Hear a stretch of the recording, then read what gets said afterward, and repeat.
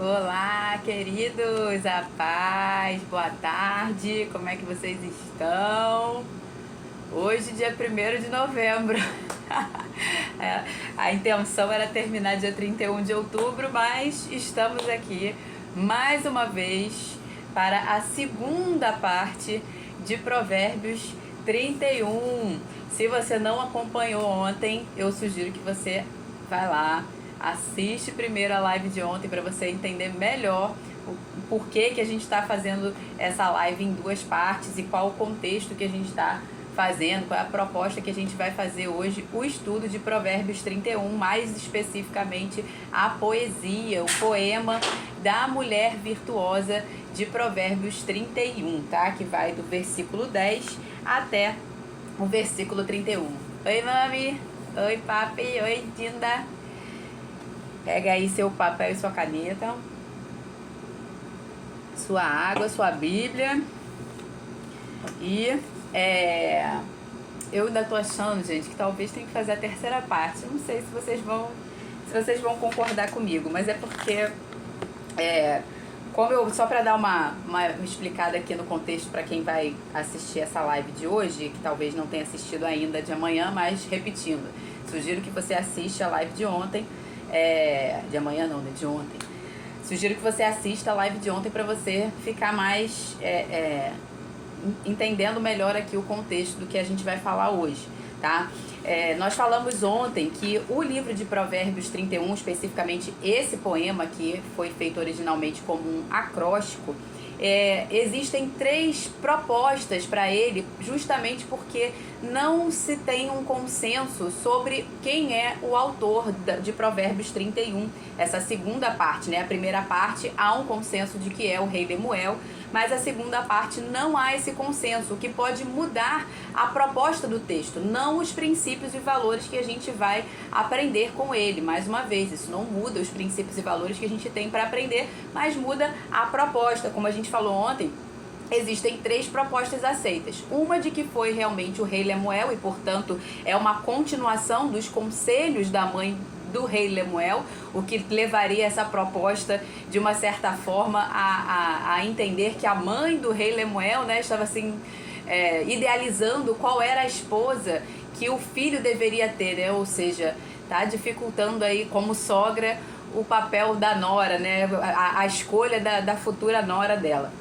E a segunda opção, que é para mim a mais, vamos botar, não a mais aceitável, mas talvez a mais coerente com o restante do contexto bíblico, né? Porque como a gente já viu, tudo na antiga aliança é como uma sombra daquilo que estava por vir, da revelação que estaria por vir em Cristo. Então, essa segunda proposta, entende-se que esse autor aqui é um autor, entende-se que essa segunda proposta, que é um resumo, na verdade em todas as propostas seria um resumo do livro de Provérbios. Ontem eu falei por 2 vezes que seria um resumo de Provérbios 31, mas né, ficou sem sentido. Depois eu fui ver e vi que eu tinha falado que era um resumo do livro de Provérbios 31. Não, o livro de Provérbios 31, mais específico, essa poesia é um resumo do livro de Provérbios inteiro, do livro de Provérbios como um todo, independente das 3 propostas, ok?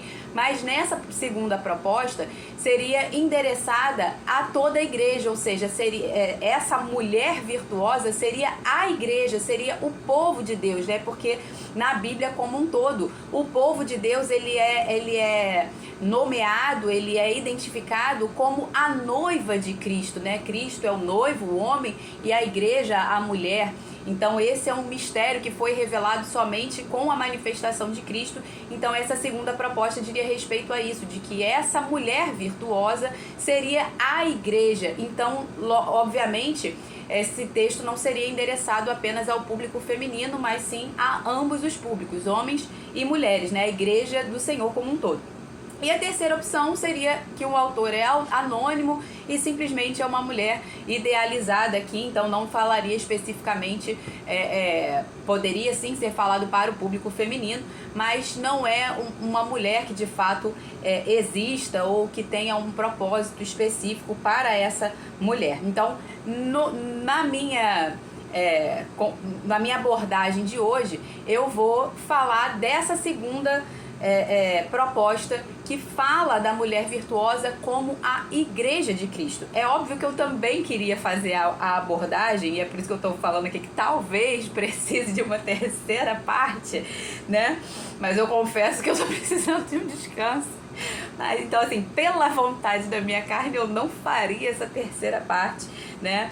Mas, como diz Paulo, pelo bem da divulgação da palavra, talvez eu me sacrifique aí mais um dia, né? Me deixarei gastar para fazer uma terceira parte, caso eu não consiga hoje, pelo menos dar uma pincelada, levando em consideração essa proposta de que é para o público feminino, tá? Porque eu também queria fazer essa abordagem especificamente para o público feminino e não somente para a igreja como um todo, porque seria algo mais direcionado, e eu acho que hoje não vai dar tempo de eu usar as duas abordagens, senão vai acabar ficando em falta, né? Eu nem vou fazer bem uma coisa, nem vou fazer bem outra, então eu não quero isso, eu quero fazer bem a abordagem voltada para a igreja, e se for necessário, quem sabe até o final da live aí a gente decide se vai fazer a terceira parte ou não, né? Vamos fazer a revelação aí no final da live, não sei, vamos ver como é que vai ser o andamento dela aqui, tá? Aproveitando que eu tô vestida de chá de revelação aqui, né? Azul com rosa.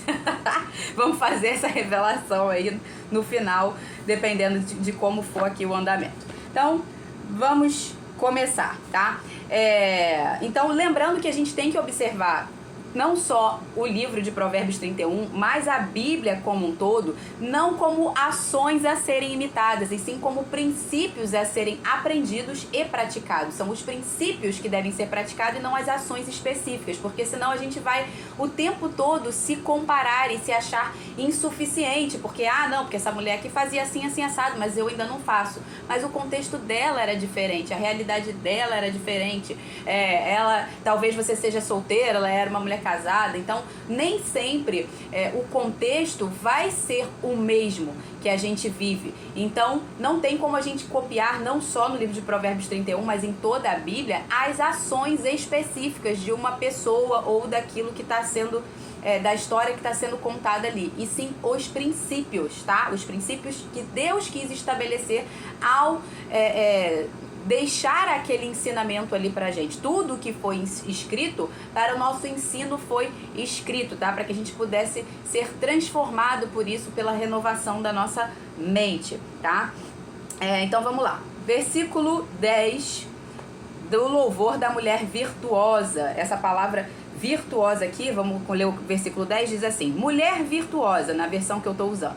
Mulher virtuosa, quem a achará? O seu valor excede o de finas joias. Essa palavra que foi traduzida aqui como mulher virtuosa, em outras traduções, tá? A esposa de nobre caráter, esposa verdadeiramente boa, esposa exemplar, esposa fiel e dedicada, mulher exemplar, esposa capaz. Essa palavra aqui que foi traduzida como virtuosa, na verdade, a palavra virtuosa não é a que melhor define ela, que melhor se encaixa na tradução dessa palavra. Essa palavra é a palavra sha'il, e ela tá relacionada, o significado dela é de exército, força, poder, eficiência e habilidade. E era mais comumente essa palavra usada aqui em todo o Antigo Testamento e no Novo Testamento também. Ela é usada no contexto de exército, num contexto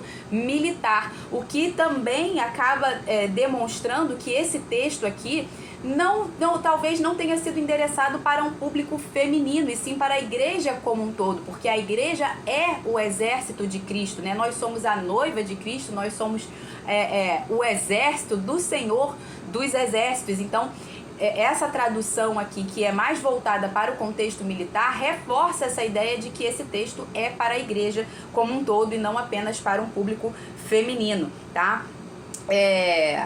Então, cadê? Então, mas no sentido de habilidade, por exemplo, que é o que foi traduzido aqui como virtuosa, que é esse sentido da palavra sha'il, como habilidade, ela foi traduzida apenas 4 vezes assim, com esse sentido de habilidosa ou virtuosa, habilidades, né? apenas 4 vezes no Antigo Testamento, sendo uma delas relacionada, essa palavra foi endereçada para adjetivar Ruth, tá? Lá no livro de Ruth, no capítulo 3, verso 11, Boaz diz para Ruth, né? Agora, pois, minha filha, não tenhas receio. Tudo quanto disseste eu te farei, pois toda a cidade do meu povo sabe que és mulher virtuosa ou mulher habilidosa, tá? Então, essa palavra foi endereçada a Ruth, o que nos mostra também que a gente não pode se fixar no contexto aqui que está sendo descrito, essa mulher virtuosa de Provérbios 31, porque se a gente for ver o contexto que Ruth vivia e o contexto da mulher virtuosa descrita em Provérbios 31, eles são opostos, totalmente opostos. Ruth, ela era viúva, ela não tinha filhos, ela estava numa situação de extrema pobreza, ela estava trabalhando como uma catadora, uma espécie de mendiga ali, catando os restos que caíam das plantações. Que mais aqui que eu coloquei aqui?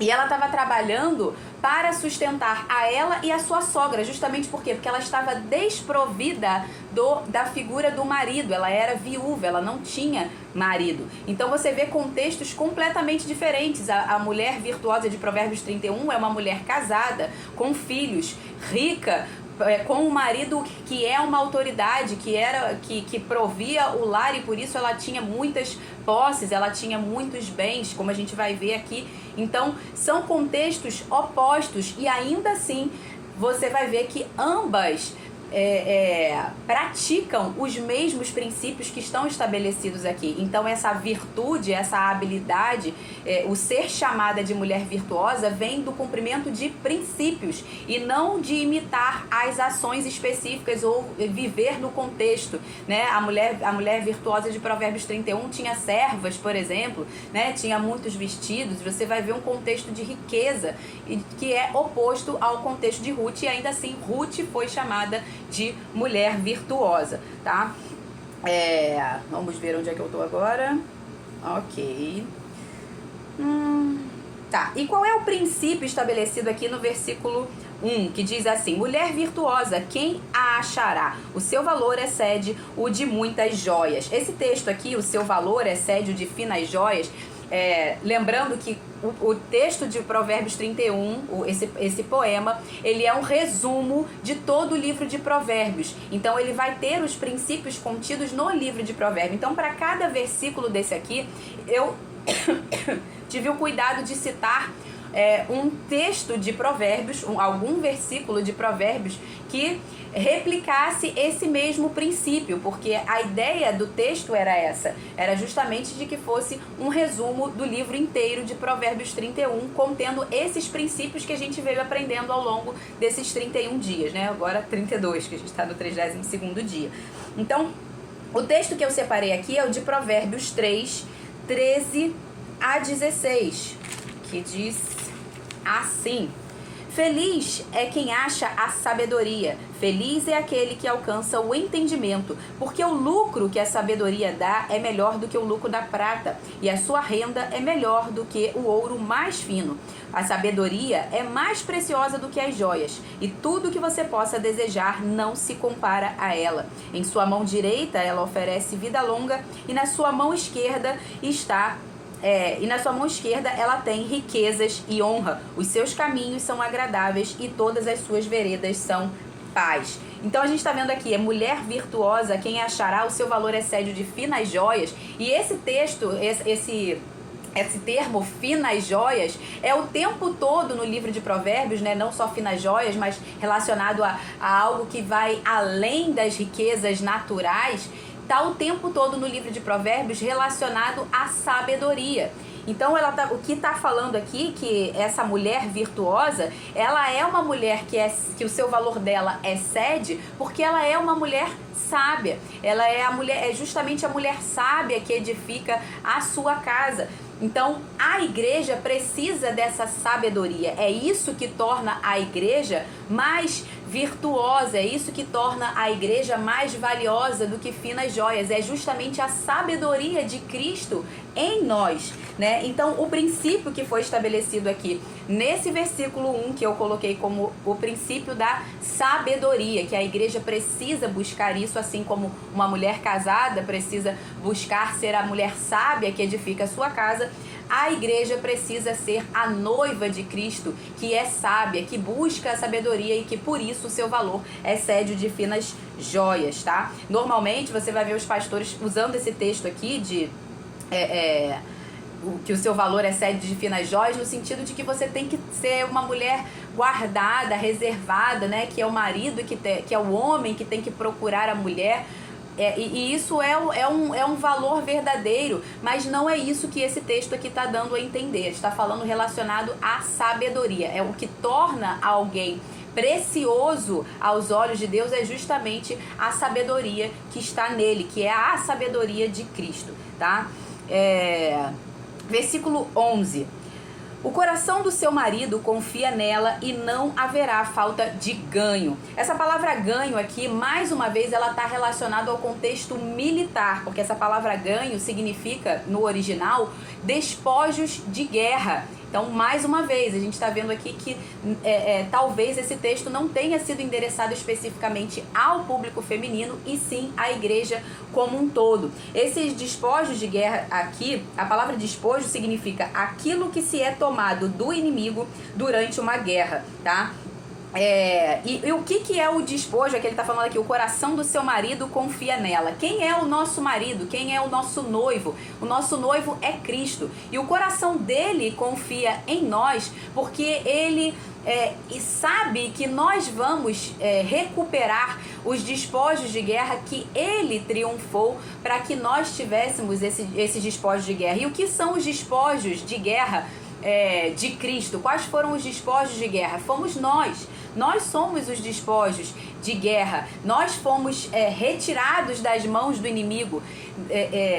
Ele nos tirou quando ele estava na cruz do Calvário, quando ele morreu por nós, ele estava ali triunfando do inimigo na cruz. Eu vou ler o texto que está escrito isso, que é em Colossenses 2:15, que diz assim: e despojando os principados e as potestades, publicamente os expôs ao desprezo, triunfando deles na cruz. Então, Cristo estava triunfando do inimigo na cruz, ele estava triunfando do pecado. E os despojos de guerra somos nós. E ele confia que a sua igreja, que as portas do inferno não vão prevalecer contra a igreja, mas que nós vamos lá e vamos resgatar essas pessoas que ainda faltam, esses despojos que ainda faltam ser resgatados da mão do inimigo. Esse é o papel da igreja. Nós precisamos resgatar essas pessoas, né? Esses despojos que já foram conquistados por Cristo precisam ser resgatados. Nós precisamos ir lá e tirar essas pessoas do inferno, assim como nós um dia fomos retirados. E o coração do nosso noivo confia que isso vai acontecer. Tanto é que a palavra já profetiza acerca da igreja, que diz: tu verás, falando acerca de Cristo, tu verás o fruto do teu penoso trabalho e se alegrará. O fruto do penoso trabalho de Cristo, que é esse despojo de guerra, é justamente o quê? As vidas que ele salvou, né? Nós somos o fruto do penoso trabalho de Cristo. Cristo não morreu simplesmente para que a gente tivesse saúde, para que a gente tivesse alegria, para que a gente tivesse uma vida boa, para que a gente tivesse uma vida próspera. Não, Cristo morreu por amor a nós, para nos resgatar da escravidão do inimigo, da escravidão do pecado, da escravidão do inferno, tá? E se a gente fosse trazer isso aqui para o contexto feminino, ele tá falando aqui, né? Cadê? O coração do seu marido confia nela e não haverá falta de ganho, justamente porque tudo aquilo que, além de ser acerca aqui de contentamento, tá falando que tudo que essa mulher faz, ela traz um ganho, ela traz um benefício para a sua família. Essa mulher aqui, ela tá inserida num contexto de trabalho, tá? E aí a gente fala assim, mas Camila, o ideal não é que a mulher não trabalhe fora, Mas se você for ver o Antigo Testamento, as mulheres não trabalhavam fora, as mulheres trabalhavam dentro. Por quê? Porque todo o contexto de trabalho, não só do homem como da mulher, estava inserido dentro de casa e não fora, né? Os homens não iam para fora para trabalhar. O contexto de trabalho estava envolvido dentro de casa. Então a mulher, ela estava trabalhando dentro de casa. Por exemplo, plantar uma vinha, como a gente vai ver aqui no texto, era no contexto de dentro de casa. As coisas que eram feitas de trabalho, né, como fazer as roupas, fazer as coisas, trabalhar ali no cuidado dos animais, no cuidado do rebanho, tudo era dentro do contexto doméstico. Não era algo como nos dias de hoje. Por isso que a gente precisa entender que os contextos são diferentes, porque hoje, quando a gente fala da mulher trabalhar, normalmente é um contexto que leva ela para fora de casa, ou seja, tira ela da missão principal dela, que é instruir os seus filhos, que é estar em casa cuidando da sua casa, cuidando dos seus filhos, da sua família. Então o contexto é diferente. Então a gente vai pensar que, mas essa mulher aqui, ela trabalhava. Sim, mas o contexto de trabalho dela era dentro de casa e não fora de casa. Já no nosso contexto hoje, não. O contexto de trabalho da mulher seria forçosamente, na maioria dos casos, fora de casa. Camila, mas eu trabalho home office. Beleza, melhor dos mundos. Então faça isso, trabalhe dentro de casa, né? Se esse é o contexto melhor para você, trabalhe dentro de casa. O que você não pode é que o seu trabalho, que não é, vamos botar assim, justo dentro da palavra de Deus, justo diante de Deus, é que a mulher seja a provedora do lar. Tá? Então o seu trabalho, ele pode complementar agendas da sua casa, ok, amém, mas a responsabilidade da provisão do lar é do homem, é do marido, ele que é o responsável pela provisão. Então se o seu trabalho está sendo feito por uma questão de necessidade, está errado. Tá? É o homem que precisa suprir a necessidade, prover a necessidade. Agora, se o seu trabalho está sendo por uma questão de multiplicação, de exponencialidade, justamente porque o trabalho do seu marido já supre todas as necessidades, então vocês têm essa folga aí, a ponto de, como essa mulher virtuosa aqui, que tem servas, por exemplo, para ajudar ela, é um contexto favorável e que a mulher pode sim e deve trabalhar, tá? O que não dá é para ser um contexto em que o marido tá acomodado, né? E aí aquela mulher ali, por necessidade, acaba tendo que fazer o papel do marido, ou seja, ela é uma viúva de marido vivo. Isso está errado. Isso aí é injusto diante da palavra de Deus, tá? A palavra fala que aquele que não trabalha, esse também não coma. O homem que está vivendo dessa forma, ele está vivendo desordenadamente. Essa não é a vontade de Deus, tá?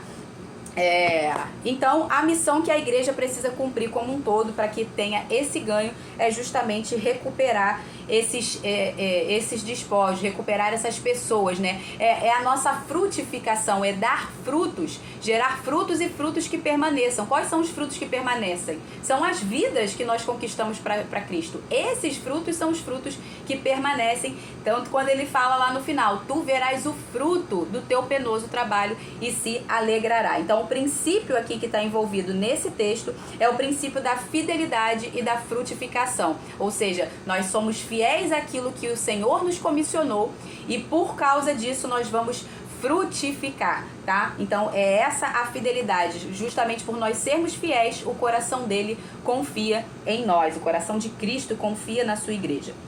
Versículo 12.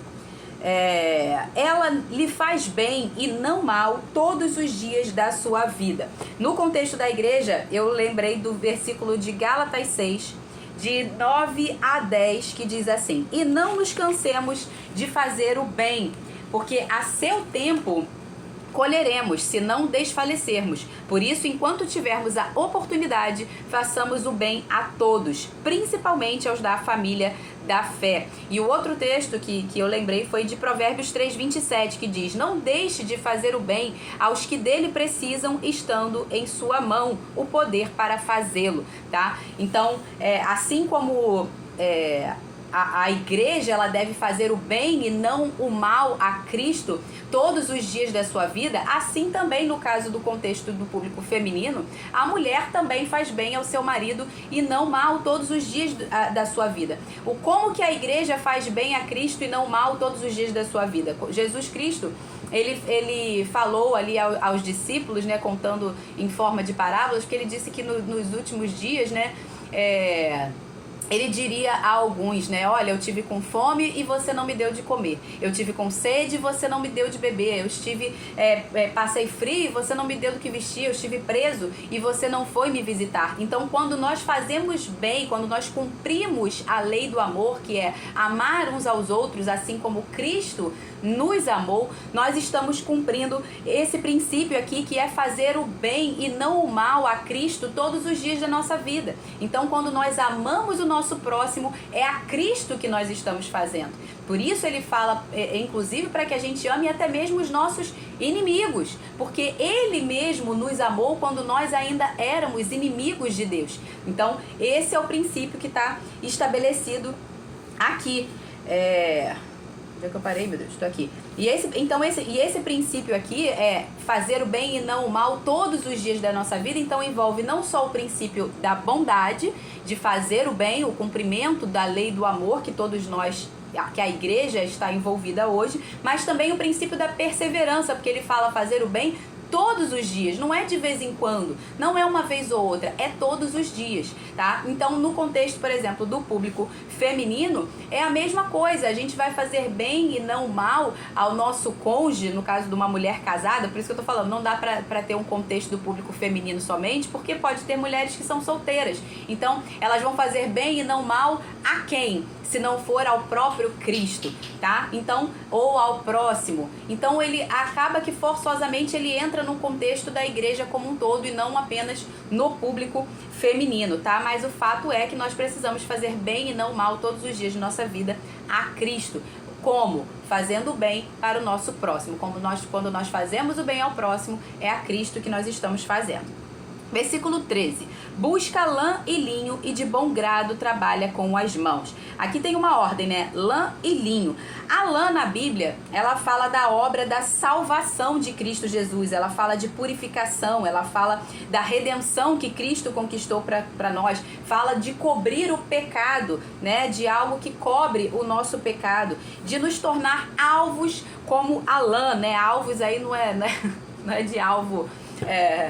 como é que é o nome, né? Aquela pecinha do tiro ao alvo, não. Tá? Alvo no sentido de brancos, tá? Como a lã. E o linho, ele fala de atos de justiça dos santos, ele fala de uma obra de santificação do Espírito Santo, tá? E ele tá falando justamente nessa ordem aqui, são duas coisas distintas, a lã e o linho. Tanto que em Deuteronômio, no capítulo 22, verso 11, diz assim: não use roupas de lã e linho misturadas no mesmo tecido. Por que ele está falando isso? Lembrando que tudo no Antigo Testamento era uma sombra do Novo Testamento. Ele está falando isso por quê? Para que a gente faça uma separação, uma distinção entre a obra de Cristo e a obra do Espírito Santo. São obras distintas, apesar de complementares, elas são distintas. Cada um tem o seu papel, um no sentido de salvação, de purificação, e o outro no sentido de santificação, de renovação da nossa mente, tá? E esse trabalha com as mãos aqui está relacionado justamente em o quê?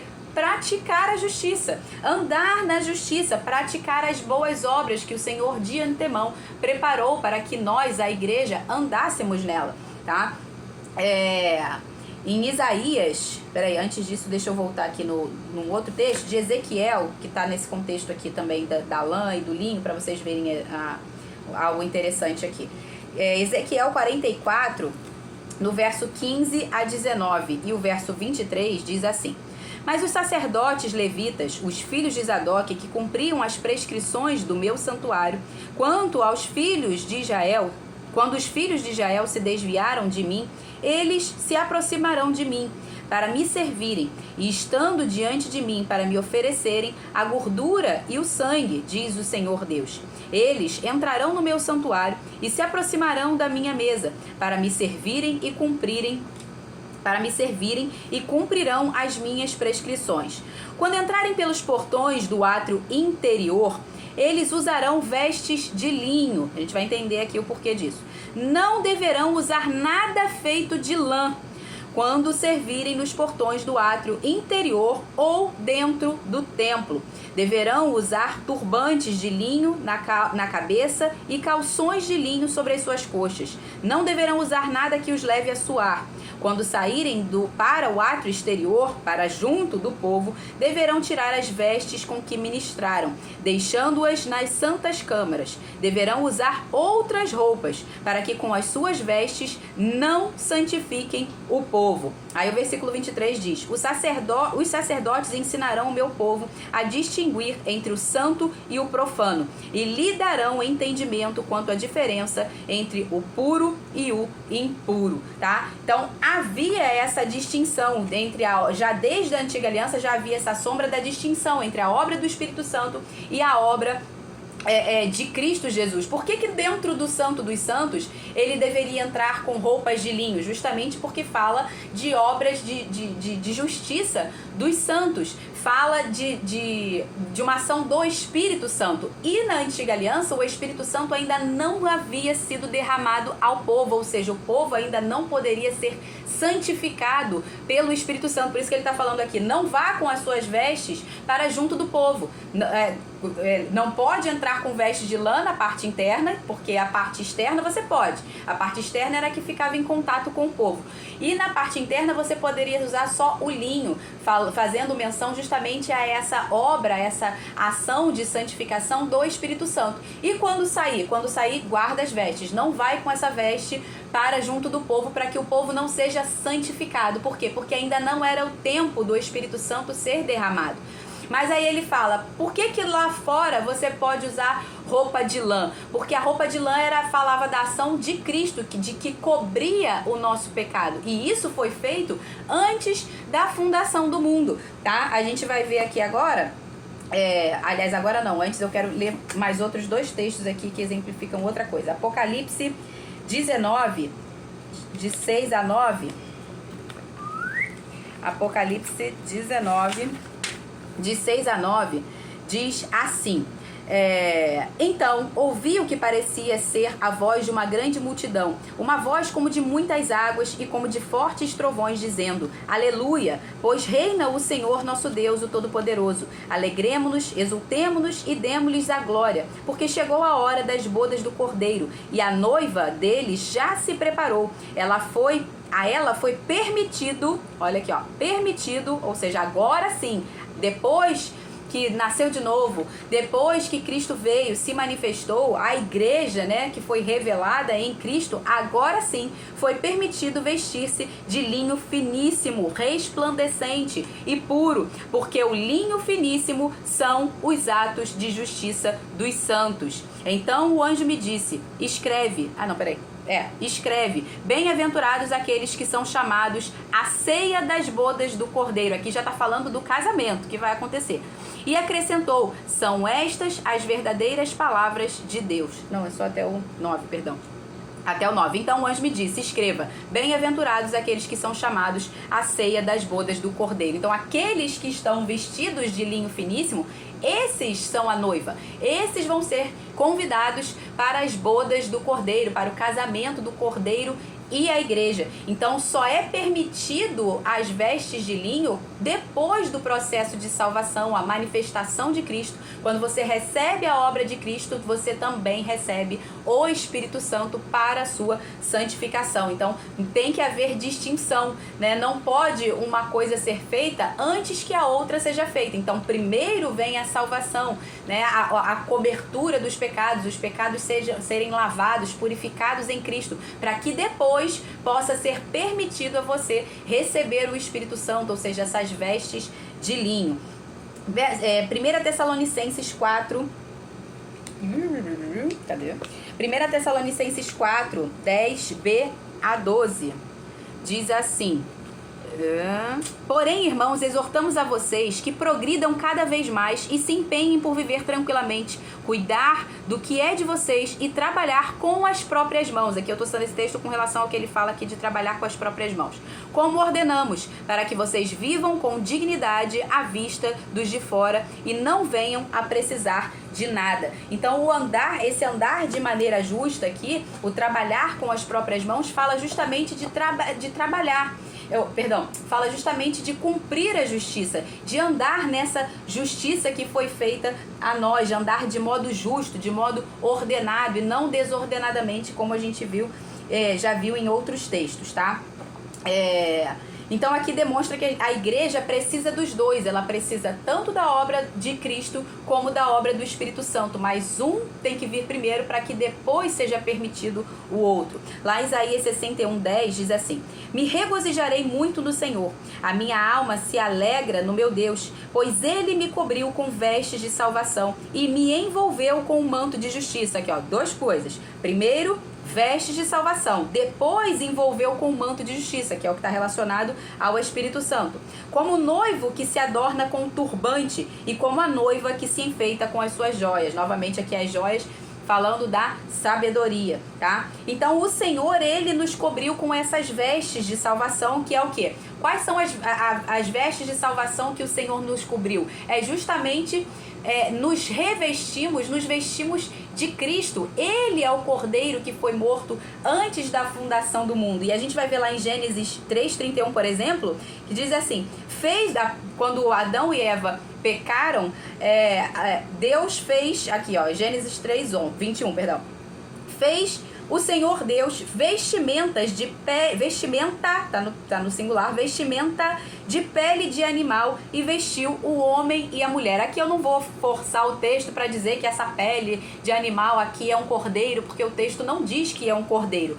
Mas o que a gente sabe é que houve um cordeiro que foi morto antes da fundação do mundo. E aqui ele está falando que não diz que ele matou ali na hora, diz que simplesmente o Senhor fez essa vestimenta de pele de animal para o homem e a mulher, sugerindo que essa pele de animal já estava ali disponível. E a palavra nos mostra em 1 Pedro 1:18-20, sabendo que não foi mediante coisas corruptíveis, como prata ou ouro, que fostes resgatados do vosso fútil procedimento, que vossos pais vos legaram, mas pelo precioso sangue, como de cordeiro, sem defeito, sem mácula, o sangue de Cristo, escolhido antes da fundação do mundo. Lá em Apocalipse vai falar do cordeiro que foi morto antes da fundação do mundo. Porém, revelado nesses últimos tempos por amor de nós. Então, Cristo, ele foi morto antes da fundação do mundo, mas ele só foi revelado em carne na plenitude dos tempos. Então, aqui é como o Senhor já sabia que o homem iria pecar, então ele já tinha preparado o cordeiro para a manifestação da glória de Deus e a salvação do homem. Então, ele vestiu ali simbolicamente o homem e a mulher, ou seja, ele cobriu o pecado. A lã, né, fala justamente dessa pele de cordeiro, fala do cordeiro de Cristo que nos vestiu, né, nos cobriu o pecado. Em Gálatas 3:26-27 diz assim: pois todos vós sois filhos de Deus mediante a fé em Cristo, ou seja, todo aquele que crê em Cristo é filho de Deus. Porque todos que foram batizados em Cristo, de Cristo vos revestistes. Esse revestistes aqui é de Cristo vos vestistes, de Cristo estáis vestido, como se ele fosse a nossa nova roupa, a roupa do novo homem, da nova mulher. Colossenses 3:9b e 10 diz: uma vez que vos despistes do velho homem, né? O velho homem é o quê? Em conformidade com Adão, a nossa velha natureza pecaminosa. E vos revestistes, ou seja, de novo, estás vestido do novo homem, que é quem? A nossa nova natureza, que é semelhante à imagem de Cristo, a qual nós estamos sendo renovados de glória em glória até que Cristo seja formado em nós, até que sejamos perfeitos, maduros como ele é. Aí ele fala: e vos revestistes do novo homem, que se renova para o pleno conhecimento segundo a imagem daquele que o criou. Ou seja, nós buscamos a lã, que é a salvação em Cristo, e é a purificação de Cristo, e o linho, que é a nossa santificação, que é essa renovação da mente, essa ação do Espírito Santo para nos renovar, para nos guiar a toda a verdade, para que a nossa mente seja renovada.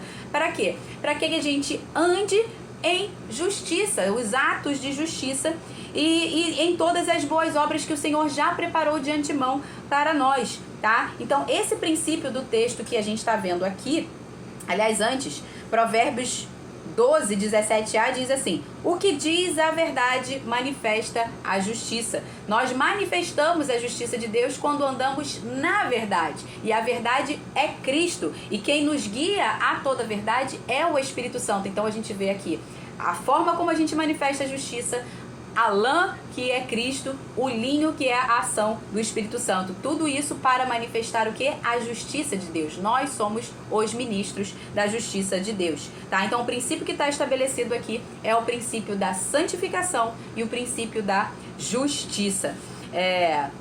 Já ficou bem longo aqui, tá vendo como é que não vai dar para eu ficar falando do contexto feminino tudo. Então vamos ver se vai precisar de uma terceira. Tá? E mais no contexto feminino aqui, eu vou rapidamente, busca a lã e o linho de bom grado trabalha com as mãos, né? A gente poderia falar mais uma vez aqui dessa boa vontade, dessa bondade para trabalhar, essa predisposição de estar trabalhando, ainda que tenha às vezes que e buscar o melhor, buscar a lã, buscar o linho, buscar coisas com excelência para dentro da sua casa. Verso 14. É como navio mercante, de longe traz o seu pão. O pão na Bíblia, ela representa a Cristo, ela representa a palavra de Deus. Cristo é a palavra de Deus. E a igreja é esse navio mercante que transporta a palavra de Deus. E a nossa língua é o leme, como diz Tiago, né? Que a língua é como o leme do navio, desse poderoso navio. E nós somos os filhos de Deus, nós somos a habitação do Espírito Santo, nós somos essas cartas vivas que transportamos a palavra de Deus, porque o Espírito Santo habita em nós, né? Para nos tornar testemunhas de Cristo. 2 Coríntios 3:3 diz assim: porque já é manifesto que vocês são que vocês são a carta de Cristo, ministradas por nosso ministério e escrita não com tinta, mas com o Espírito do Deus vivo, não em tábuas de pedra, mas nas tábuas de carne do seu coração. Ou seja, o Espírito Santo passou a habitar em nós e nós nos tornamos testemunhas, nós nos tornamos esse navio mercante que trabalha para transportar, para servir a palavra a todos. Em Lucas 21:10 diz: e tomando o pão, tendo dado graças, o partiu e lhes deu, dizendo: isto é o meu corpo oferecido por vós, fazei isto em memória de mim. Cristo é a palavra de Deus que foi repartida, ou seja, ele deu o exemplo no seu corpo físico enquanto esteve encarnado, que ele repartiu o seu corpo e o entregou em favor de nós. Ou seja, ele que era o verbo, a palavra, foi repartido em favor de nós. E ele falou: façam isso em memória de mim. Ou seja, assim como eu fiz, vocês também farão. Por quê? Porque nós somos o corpo de Cristo. Então, nós estamos sendo o quê? Repartidos como cartas vivas. Para o quê? Para ser enviado a toda criatura, para ser enviado até os confins da terra. Então, o corpo de Cristo, ele é repartido, a palavra de Cristo é repartida e enviada a toda criatura através de nós, através da igreja, para que outros que ainda não conheceram, ou seja, em favor daqueles que ainda não conheceram essa palavra. Provérbios 15:7 diz assim: a língua dos sábios difundem a sabedoria. Então nós somos esses sábios, somos a igreja, somos esse navio mercante que vai difundir, que vai repartir a palavra de Cristo para que outros possam chegar também ao pleno conhecimento. E esse princípio que está envolvido nesse texto aqui é o princípio da evangelização. Meu Deus, 43 minutos já. Versículo 15, 1 Timóteo 5:8. Meu Deus, versículo 15 eu não li. E é ainda noite e ela já se levanta e dá mantimento à sua casa e tarefas às suas servas. Em 1 Timóteo, isso me lembrou 1 Timóteo 5:8, que diz assim: ora, se alguém não tem cuidado dos seus, especialmente os da sua própria casa, tem negado a fé e é pior do que o incrédulo. Lá em Provérbios 27, 23 a 26, diz assim: procure conhecer o estado das suas ovelhas e cuide dos seus rebanhos, porque as riquezas não duram para sempre, nem a coroa de geração em geração. Quando o feno for removido, aparecem os renovos e se recolhem o capim dos montes. Então os cordeiros lhe darão a lã para a roupa e os bodes serão vendidos para pagar o campo. E as cabras produzirão leite em abundância para alimentar você, alimentar a sua casa e sustentar as suas servas. Então aqui quando ele fala aqui de é ainda à noite, ela já se levanta, dá mantimento à sua casa e tarefa às suas servas, está falando justamente desse princípio de manutenção, o princípio de mordomia, né? Mordomia não no contexto que as pessoas entendem de tipo, ficar de mordomia. Não, mordomia é o bom mordomo, o bom administrador, tá? Então esse é o princípio que a gente está vendo aqui, manutenção, dá ordem às suas servas, dá ordem à sua casa e com isso não vai faltar os recursos para sua casa e para sua família, né? Aquele que tem cuidado dos seus, especialmente os da sua própria casa. Verso 16. Ela examina uma propriedade e adquire-a, planta uma vinha com a renda do seu trabalho. Nós somos o povo de propriedade exclusiva de Deus e Cristo, ele é essa videira, ele é a divina semente. Então, nós somos esses semeadores que precisamos sair e semear a palavra, tá? E nós vamos colher justamente esses ramos, esses frutos. E esses ramos vão ser enxertados nessa videira, ou seja, vão formar essa vinha que ele está falando aqui, né? Planta uma vinha. E esses ramos serão enxertados na videira que é Cristo. Em 2 Coríntios, no capítulo 9, 10 e 11, 2 Coríntios 9, 10 e 11, diz assim: E Deus que dá semente aos que semeia e pão para alimento, também suprirá e aumentará as sementes e multiplicará os frutos da justiça de vocês. Assim, vocês serão enriquecidos em tudo para toda generosidade, a qual, por meio de nós, resulta em orações de gratidão a Deus, tá? Então, aqui ele está falando justamente de um princípio. Deixa eu ver se eu botei mais algum texto. Botei. Provérbios 12, 11a e 12b. O que lavra a sua terra será farto de pão.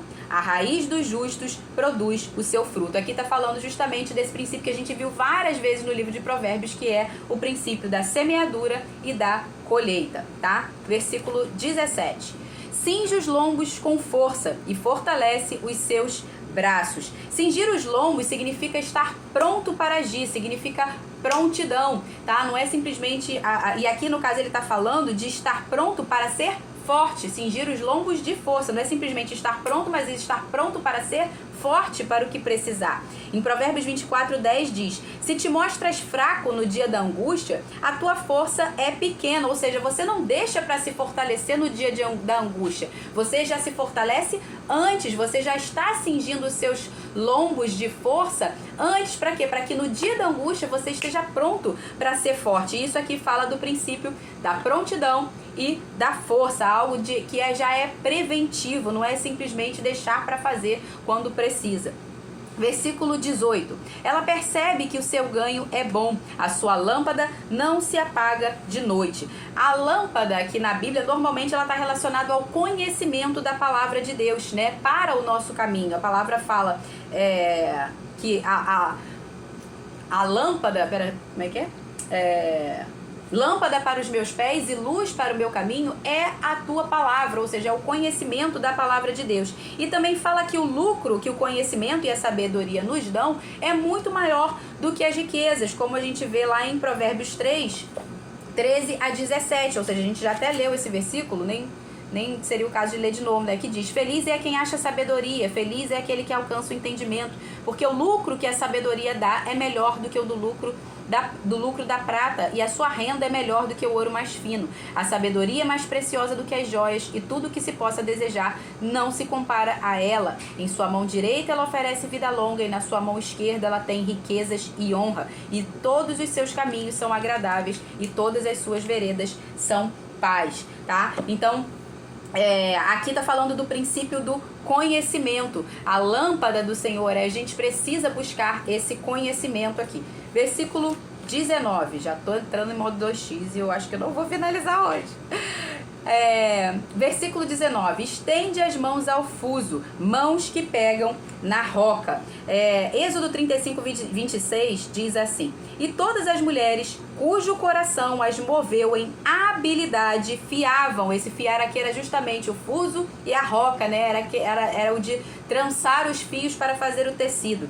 Fiavam os pelos de cabra, tá? Então aqui ele tá falando de um princípio de habilidade. As mulheres que eram hábeis, a igreja ela precisa ser hábil, ela precisa ser habilidosa.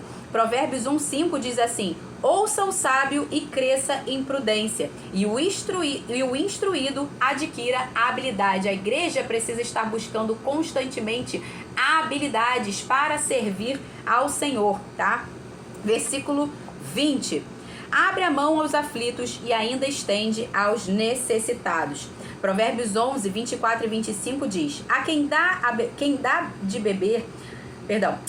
dá liberalmente, ainda se lhe acrescenta mais e mais. Ao que retém mais do que é justo, ser-lhe-á em pura perda. A alma generosa prosperará, e quem dá de beber será dessedentado. Aqui tá falando do princípio da generosidade, tá?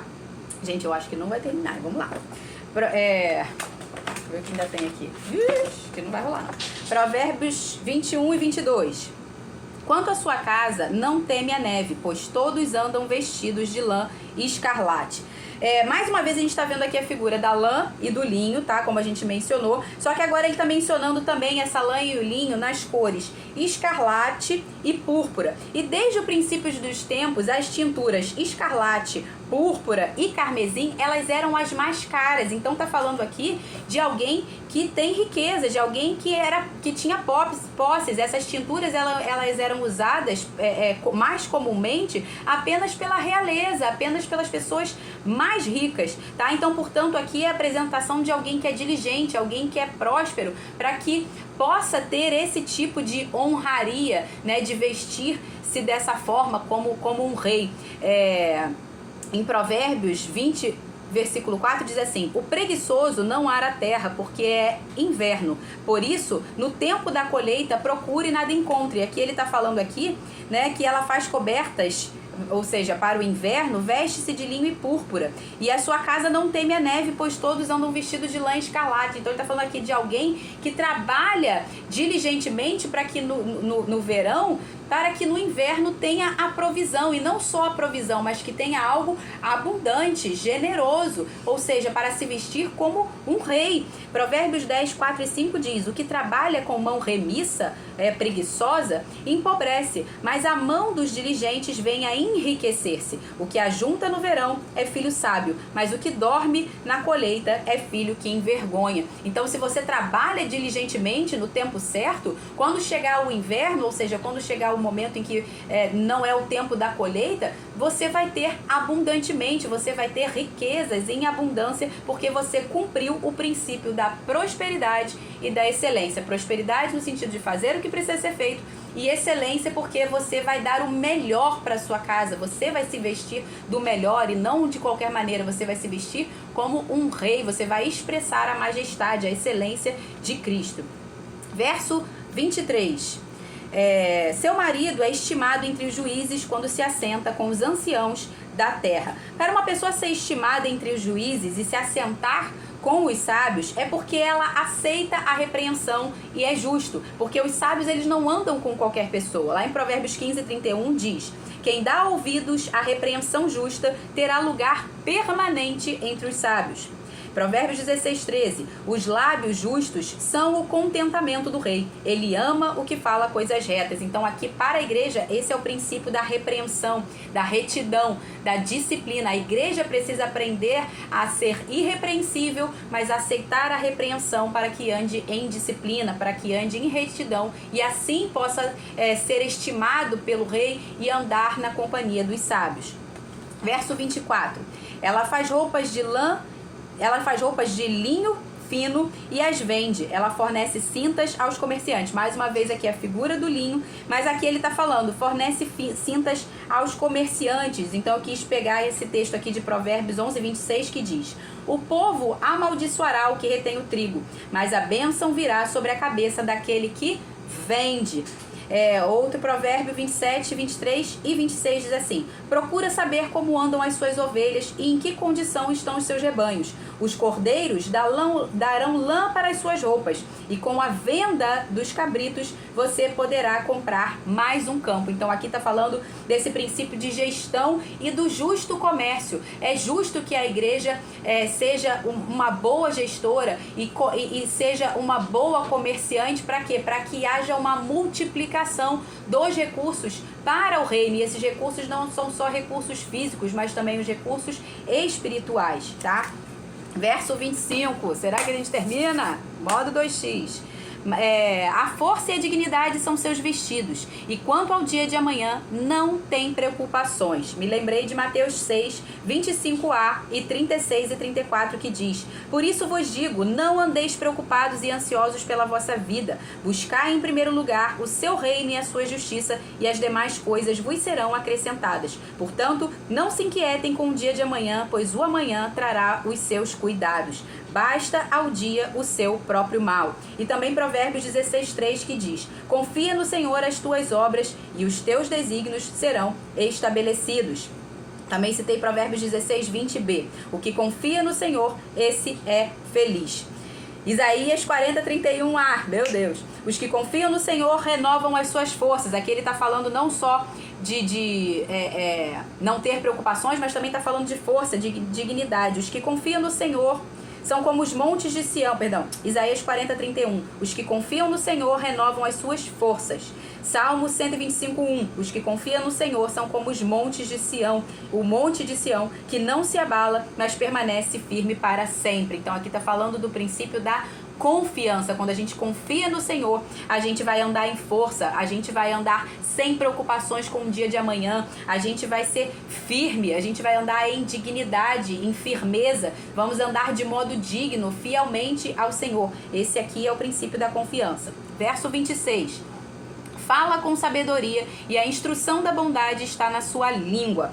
Provérbios 10, 31a e 32 diz: a boca do justo produz sabedoria, os lábios dos justos sabem o que agrada.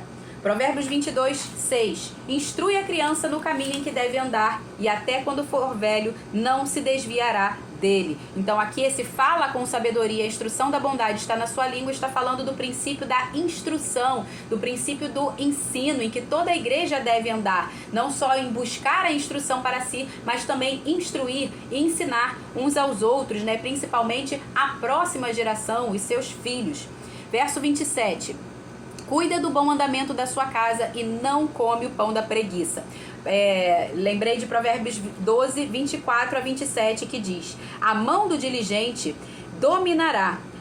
Provérbios 12, 24 e 27. A mão do diligente dominará, mas o preguiçoso será sujeito a trabalhos forçados. O preguiçoso não assará sua caça, mas o bem precioso do homem é ser diligente. Aqui está falando do princípio da diligência, que é o oposto da preguiça. Nós não podemos ser preguiçosos, tá? Então a gente precisa cuidar do bom andamento do reino, do bom andamento da casa de Cristo, do nossa própria casa também, enquanto mulheres, tá? E não comer o pão da preguiça.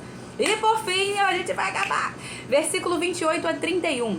Seus filhos se levantam e a chamam bem-aventurada. Seu marido a louva dizendo: muitas mulheres são virtuosas no que fazem, mas você supera todas elas. Enganosa é a graça e vã é a formosura, mas a mulher que teme ao Senhor, essa será louvada.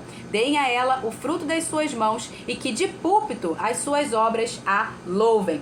Citei aqui Romanos 13:7, que diz: portanto, dai a cada um o que lhes é devido, a quem tributo, tributo, a quem imposto, imposto, a quem respeito, respeito, a quem honra, honra. Provérbios 22:4. O galardão da humildade e do temor do Senhor são riquezas, vida e honra. Então aqui essa mulher, né, que andou em humildade, que andou em temor do Senhor, andou em sabedoria, ela recebeu o quê? O galardão, ela recebeu a recompensa, assim como nós, a igreja, se andarmos no temor do Senhor, também receberemos esse galardão. Então o princípio aqui é o princípio do temor do Senhor, da humildade e da honra.